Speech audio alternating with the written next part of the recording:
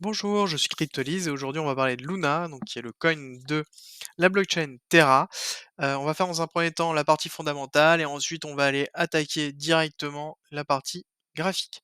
Alors la partie fondamentale, moi j'aime beaucoup Terra, tout simplement parce que c'est une blockchain qui a voilà, un objectif qui est concret, qui est remplacer la monnaie, la fiat monnaie, donc les euros et les USDT, enfin les USD, à travers une monnaie crypto. C'est-à-dire que l'idée, c'est démocratiser une finance décentralisée où on peut se passer de banques. Et c'est vraiment très concret et en l'occurrence, ils ont réussi à le mettre en place.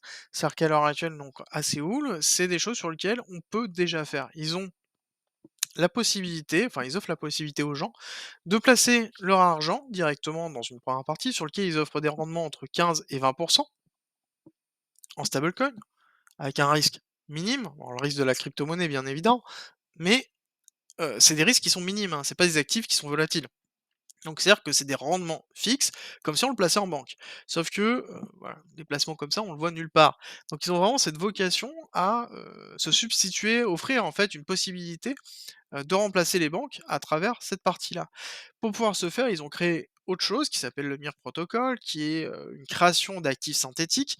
Donc c'est-à-dire que on crée en fait de la monnaie synthétiquement adossée à de la vraie monnaie. C'est un peu le principe de l'USDT, de l'USDC, et MIR est l'équivalent, mais pour Terra. Et à côté, ils ont toute une méthodologie, mis en place des outils pour pouvoir dépenser cette monnaie facilement. Donc ça sous-entend que les taux de transaction sont très rapides, peu chers, et que on a une liaison réelle entre, la monnaie qu'on possède, notre wallet, notre placement, parce qu'on peut dépenser les intérêts, et un moyen de paiement effectif. Et ça, en l'occurrence, c'est mis en place déjà, c'est effectif et ça déjà, c'est, heu, quelque chose qui est pour moi, je trouve vraiment génial, parce que ça montre que ça fonctionne et donc c'est une voilà, c'est une preuve que le concept en lui-même fonctionne et donc ça veut dire qu'il y a bien une possibilité d'avoir une finance décentralisée sur lequel, on va avoir, bah, tout le reste qui peut se construire dessus. Hem D'autre part, Terra, c'est une blockchain qui est accessible. C'est-à-dire que les langages qui sont utilisés sont des langages qui sont les plus utilisés à l'heure actuelle. C'est-à-dire qu'on a du Python et on a du JavaScript. C'est à l'heure actuelle, c'est vraiment les langages au niveau du développement qui sont les plus utilisés, notamment sur le développement web. Donc c'est-à-dire que on touche un vivier de développeurs qui est vraiment, énorme. En plus, ils ont une documentation qui sont très, très bien faits. Enfin bon, ils ont plein de vidéos, enfin c'est vraiment très accessible en termes de développement et c'est excessivement agréable. La seule limite que je pourrais trouver sur Terra, c'est que à l'heure actuelle, c'est quelque chose qui est, heu, très ciblé sur la finance. Voilà. Ce n'est pas une vocation de s'inscrire dans un écosystème entier, un peu à la Avalanche ou à la Dot, sur lequel on a une centralisation. Par contre, en eux-mêmes, ils font très, très bien ce qu'ils ont, dans l'optique de faire et ça, c'est un gros avantage. Après, est-ce que ça va être la solution définitive? Peut-être pas, mais en tout cas, je trouve que ça va être vraiment un acteur majeur, dans l'utilisation de la crypto-monnaie et la démocratisation de l'utilisation de celle-ci et ils ont vraiment leur place dedans et surtout s'ils sont utilisés par l'ensemble des cross-chains qui peuvent être effectués, ce sera excessivement intéressant. À savoir que Terra est quand même une cross-chain sur la partie, finance, oui, mais on retrouve moins cette partie-là que sur du Polkadot ou de l'Avalanche, là-dessus. Par contre, je trouve que Terra et Luna ont vraiment réussi leur pari et arrivent à s'inscrire comme étant leader, en tout cas pour moi, dans cette partie-là. Voilà. Encore une fois, je suis pas un conseiller en investissement, je vous explique moi ma vision, ce que j'aime pas et les analyses que je fais en tout cas des graphiques et comment moi je procède, en tout cas de mon côté. Ceci étant dit, on va attaquer la partie, graphique, pour voir justement un petit peu ce qui se passe sur Luna. Globalement, étant donné qu'on était en découverte de prix, j'ai tracé un Fibonacci d'extension, enfin pas un Fibonacci d'extension, mais un Fibonacci de retracement sur lequel j'ai sorti les extensions. Et on voit que en effet le prix réagit quand même pas mal, sur les différents niveaux. On voit que le 1,618 on a eu une belle réaction. On voit que sur le 2,618 on a eu, un petit stop avant et on voit que le 3,618 on va y arriver, on a eu, justement le dernier ATH qui s'est fait là-dessus. Et donc globalement le 4,618 étant un potentiel, justement objectif, à savoir qu'on se rapproche quand même de la zone, des 100 et on sait très bien que la zone des 100, c'est voilà, c'est comme les 50, 50, 100, 150 sont des zones qui sont très, très importantes, dans la tête des personnes et les marchés, il faut pas oublier qu'il y a une grosse partie psychologie, donc ça joue énormément. On est dans une caractérisation, d'Elliott, on pourrait la décrire comme d'Elliott, on a une vague 1, une vague 2 avec un fort retracement, donc caractéristique classique de la 1 et la 2. Une 3 qui est puissante, vraiment très puissante, globalement, on est, quasiment sur une fois 3, donc on a vraiment une belle vague 3 sur lequel on commence le retracement de la 4 pour aller faire la 5. La 5, j'ai mis, le niveau à 4,618 par rapport à ce que je vous ai dit tout à l'heure, la zone des 100, ce qui est assez intéressant. Alors j'ai mis la 4 ici, tout simplement parce que on a le 0,5 qui est là, on a un bel order block et on a de la liquidité en dessous. En l'occurrence, on pourrait avoir, quelque chose d'intéressant là. C'est vrai que la vague 4 normalement, n'a pas tendance à aller faire le 0,5 et le 618, c'est très, très rare de base d'aller taper dedans, mais je trouve que c'est intéressant. Ça n'empêche que, pour moi, j'ai mis le saut, on en discutera un peu après sur cette zone-là, parce qu'on pourrait très bien avoir une fin de 24 qui se trouve là et avoir une distribution par le haut. On va l'expliquer tout à l'heure. Juste avant, je vais parler juste de 2 commentaires, enfin d'un commentaire que j'ai eu, qui me posait 2 questions. La première c'est: est-ce que, quand il y a, le mouvement des marchés, en fait, la question c'était: est-ce que quand il y a les achats et les ventes, heu, est-ce qu'il y a des perdants? Oui. C'est-à-dire clairement, le marché financier, pour qu'il y ait des gagnants, il faut qu'il y ait des perdants. C'est-à-dire que c'est un déplacement d'actifs. Donc ça sous-entend que, si quelqu'un gagne de l'argent, c'est quelqu'un qui en perd. Voilà, donc ça, c'est logique. Le seul autre cas sur lequel on pourrait avoir un déplacement de prix massif et sur lequel on pourrait avoir non pas des gagnants et des perdants, c'est bien évidemment si jamais on a, un déversement d'actifs, donc c'est-à-dire on a une grosse rentrée d'argent sur lequel on va avoir, une montée du prix. Donc en l'occurrence, on aura une valorisation générale. Bon, c'est vrai que les cryptos à l'heure actuelle, je vous ai fait une vidéo dessus sur la notion de dominance, du BTC dominance, mais aussi la notion, du crypto market cap. C'est qu'on est quand même continuellement en progression, donc on a de l'investissement de nouveaux capitaux. Mais ça n'empêche que quand on a des mouvements, quand on a des gains généralement, c'est que derrière, on a un déplacement d'actifs, donc sous-entendu des perdants. La notion de liquidité, quant à elle, c'est principalement des ordres qui sont en attente. Ces ordres qui sont en attente, ça peut être des ordres limites, c'est-à-dire que, voilà, je me dis: «OK, j'achète si ça descend à tel prix» ou si je vends si ça dépend à tel prix et ça peut être aussi, j'achète à cet endroit-là, par exemple, hop, je me dis: «Bah, ça va monter dans tous les cas», je vais placer mon ordre et je vais placer mon stop loss en dessous de cette zone-là. Le stop loss, c'est quoi?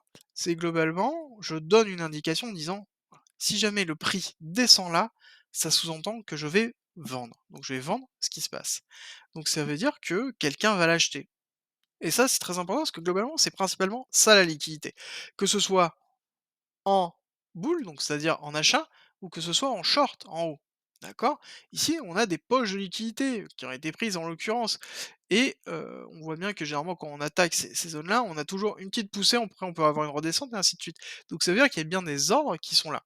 Et ça, c'est très important à retenir parce que globalement, dans les déplacements de prix, on va aller attaquer dessus.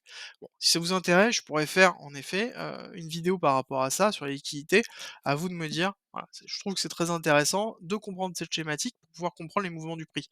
Parce que s'il n'y a pas de liquidité, le prix ne peut pas se déplacer et notamment quand on a beaucoup d'ordres et que le carnet d'ordre est vide, ben, il faut que le prix se déplace pour aller chercher des ordres là où ils se trouvent. Donc c'est pour ça qu'on peut avoir des gros mouvements, parce que si on n'a pas d'ordre, on a beaucoup de liquidités, enfin on a en tout cas beaucoup de placements à effectuer, mais peu de liquidités, donc peu d'ordre, ben, on va déplacer le prix pour pouvoir aller chercher les ordres.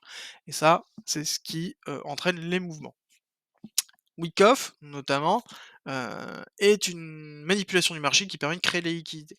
Bon, je vais pas aborder trop là-dessus, je vais peut-être juste vous montrer un ou 2 cas, mais globalement, ce qui se passe, bon là je suis en daily donc ça se voit pas forcément, mais c'est que là je crée en fait des résistances, là je crée des supports et ça veut dire que j'ai des gens qui vont se placer sur ces zones-là, soit en short, soit en buy et donc en l'occurrence, ça sous-entend qu'ils vont mettre des stop loss au-dessus et des stop loss en dessous et donc quand je vais mécher comme là, par exemple, au-dessus, hop, même si c'est juste une petite mèche, je vais récupérer, bah, tous les stops qui avaient été mis, hop, pareil, là je vais mècher en dessous, je vais récupérer tous les stops qui ont été mis en bas, pouf, et je vais remonter, donc ça veut dire que j'ai récupéré tous les ordres qui étaient là, tous les ordres qui étaient là, toute la marge qui était, si jamais c'était des futurs qui étaient ici, toute la marge qui était mise ici, et donc ça veut dire que j'ai fait rentrer du capital dans l'actif, et donc ça, c'est ce qui permet de faire bouger, et c'est les principes de Wyckoff sur lequel, en effet, on va chercher de la liquidité.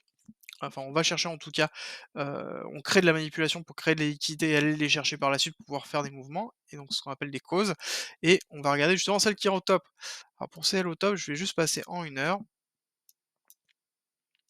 Alors, juste pour vous dire, hein, c'est la deuxième fois que je refais la vidéo parce que, je me suis laissé emporter, j'ai fait plus de 20 minutes, et donc je me suis dit que j'allais la refaire parce que j'avais pas encore terminé, et voilà, j'allais pas vous proposer une vidéo de 30 minutes. C'est à tel point, voilà, j'aime expliquer la notion de liquidité, j'aime expliquer, parler du projet Terra et Luna parce que c'est vraiment des choses qui m'intéressent, qui me passionnent.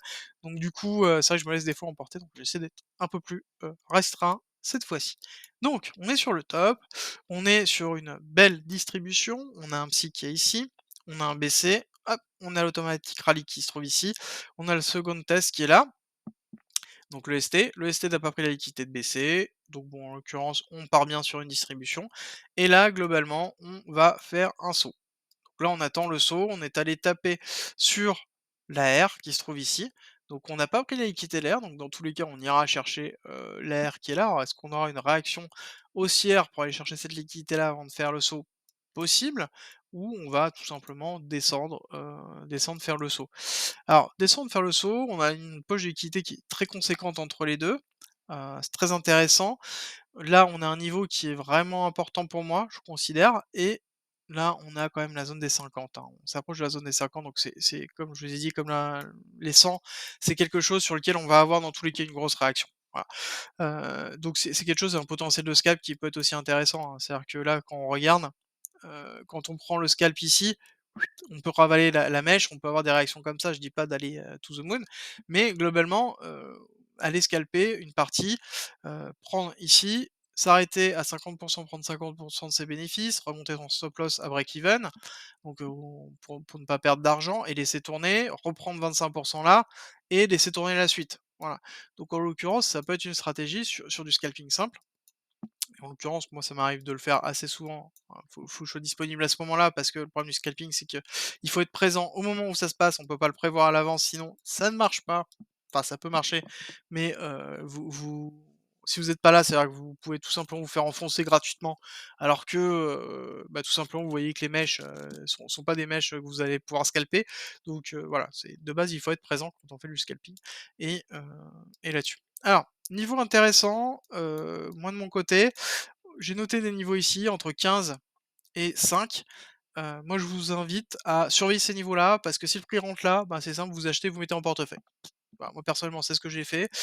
C'est ce que j'ai déjà mis en place des ordres ici parce que tout simplement, si le prix va là, je sais que moi je crois au projet Terra, donc je sais que je vais le mettre en portefeuille, je vais le mettre en stacking, et hop, on n'en parle plus, je laisse tourner. Voilà. Donc ça, en l'occurrence, pour moi, c'est des gros points. Concernant, notre distribution qui est en haut, on a toujours notre saut, on attend que ça se fasse. Si on fait notre saut, on va faire notre UT et on fera potentiellement notre UTAD.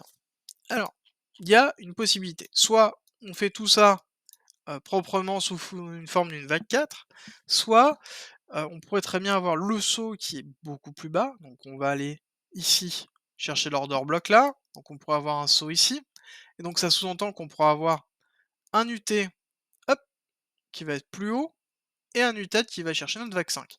Donc notre UTAD pourrait être notre vague 5, hein. Attention, hein. Là, ça peut être grandement possible. Moi, en l'occurrence, j'aime bien cette idée-là, parce que, en l'occurrence, ça pourrait être vraiment pas mal, et on pourrait avoir vraiment une belle distribution qui se met en place. Et en l'occurrence, ça sous-entendrait que le saut, on a cherché cette liquidité qui se trouve là, qui se trouve là. Si on va prendre cette liquidité-là, il est possible qu'on aille jusqu'à cet order block-là, et donc là, on serait vraiment, vraiment bien. On a quand même beaucoup de liquidités, ça nous permettrait d'aller chercher les 100 pour Luna. Voilà. Donc là, en l'occurrence, c'est ma vision, comment ça se passe. Les points clés à retenir pour moi dans un premier temps, c'est le check de la R ici. Ensuite, la réaction qu'on va avoir à 50. Est-ce qu'on perd 50 ou pas? Est-ce qu'on a une bougie qui se passe en dessous? Et comment on va réagir si on descend jusqu'à cet order block là? Voilà. Mais dans tous les cas, pour moi, on doit aller faire lutter au-dessus, lutter doit prendre le BC, dans tous les cas, quoi qu'il arrive, que ce soit une petite bêche ou plus, et on verra comment ça se passe. À savoir que on peut ne pas descendre tout simplement vers le saut, comme ça, tout droit, on peut très bien aller remonter sur cette liquidité ici, ou sur cet order block là avant de descendre. Donc globalement, il est important de retenir, à savoir que là, on a quand même une grosse partie d'imbalance qui se trouve ici. Donc le prix sera dans tous les cas à revenir là. Est-ce que c'est une fois qu'elle a terminé son saut, on va faire lutter pour aller récupérer là, ou est-ce qu'on va juste récupérer ça pour après redescendre? Ça, c'est encore une autre question. Mais dans tous les cas, on va chercher ici la liquidité, on verra ensuite ce qu'on fait. L'important, c'est de suivre au fur et à mesure et d'être patient. C'est l'essence du trading. J'espère que ça vous a plu. N'hésitez pas à me laisser un petit commentaire, un petit pouce, vous abonner sur la chaîne YouTube ou sur TradingView, ou les deux même, pourquoi pas. Ça me fait grandement plaisir, en tout cas de lire et je réponds à toutes les questions, quasiment à tous les commentaires. Donc n'hésitez pas à commenter et à me poser vos questions. J'essaie d'y répondre et je vous souhaite une très bonne journée et je vous dis à très bientôt.